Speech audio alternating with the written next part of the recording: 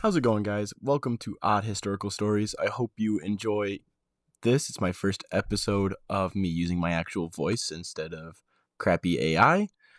Today, let's just dive into the only war that was started by a broken pastry shop. And I'm serious. France declared war on Mexico because someone wrecked a French baker's dessert store. So grab a snack, preferably not a pastry, because this gets wild. So let me set you guys up. It's the 1830s. Mexico is a young, unstable republic. Lots of rebellions, lots of chaos. Basically, everybody's fighting everybody. And during one of these riots, a French pastry chef living in Mexico City had his shop smashed up. His name was Monsieur Remontel, and his bakery absolutely destroyed. Flaky crusts and shattered dreams everywhere. He complains to the Mexican government, hey, can I get reimbursed? And Mexico says, no, we're broke and are also busy fighting 6 rebellions.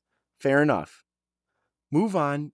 A few years later, most people probably would have moved on by now, but not him. Remontel writes a letter to King Louis Philippe of France, demanding 6,000 pesos in damage for a pastry shop in a country that isn't even his. That's about $21 million today for pastries. France enters drama mode, and here's where it gets insane. Instead of laughing it off, the French king goes, he's right, this means war. No, really. France demands Mexico not just to pay the baker, but also all French citizens who claim damages. Total amount 600,000 pesos. Mexico says, we have no money. France says, well, we have battleships. And this is where we get into the blockade. In 1838, France sends a fleet to blockade the port of Veracruz. Imagine being Mexico like, wait, are you seriously doing this?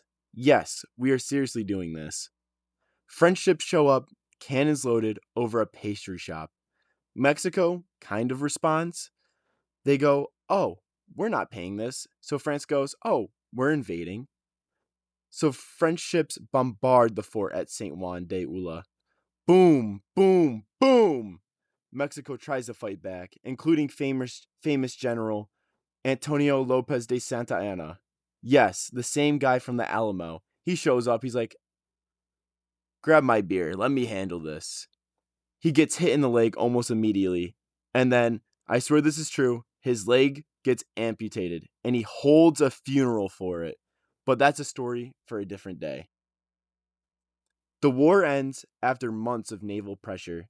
Mexico caves. They agree to pay France the full 600,000 pesos. Yes, they'd paid millions of dollars for one guy's pastry shop. France packs up and leaves, and Mexico immediately stops paying. So, what are the consequences? Did France learn anything? No. Did Mexico learn anything? Also, no. But this conflict did show one thing: France loved showing up late to the colonization party and making dramatic entrances. The whole this whole thing was a preview of the France meddling in Mexico again in the 1860s, installing Emperor Maximilian and getting involved in one of the weirdest empires ever formed, all because of a pastry shop. So what did we learn? A bakery can start a war. Diplomacy is fragile. France really likes showing off its navy, and Santa Anna was way too attached to his legs. And again, we'll probably do a whole episode on that. So next time someone says history is boring, remind them there was once a war fought over dessert. And this has been Odd Historical Stories, where we bring you forgotten wars, ridiculous political decisions, and the occasional dessert-based international conflict.